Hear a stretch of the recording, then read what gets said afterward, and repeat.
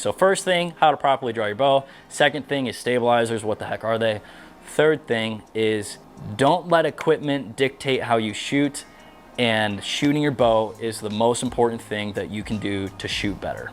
No equipment, no nothing is going to fix you. If you pick up your bow and shoot 20 times a year, equipment is not going to fix you. The number one thing that's going to fix you is you getting out and shooting your bow.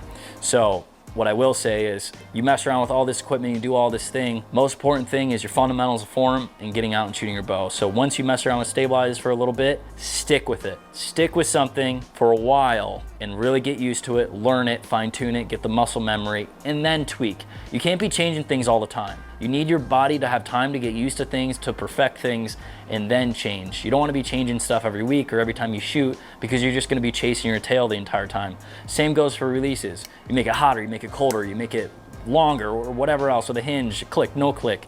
You're just chasing your tail all around. Most of the hinges that I set up once, and I never touch them again. I just learn how to shoot it, because your body is easier manipulated than sometimes a mechanical thing. Because a mechanical thing, you're chasing all around, back and forth, this, that, it's hot or it's cold or whatever. But if you mess around with it, but then leave it, let your body get used to it, let you get used to it, and then fine tune as you go, it's way better. So tip number 3 is like, get out and just shoot your bow. Shoot your bow every day, get used to it, get better. You know, we talk about all this tuning and broadhead tuning and fine tuning and all this jazz.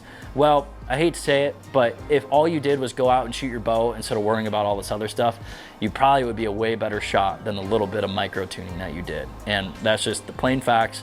I think that a lot of people get stuck in the weeds about these things, get caught up about these things, stress about these things. And I know confidence is everything, but I would rather have a slightly untuned bow, but I'm shooting really well and know where I'm gonna hit, than a perfectly tuned bow, but I can't hit the broadside of the barn.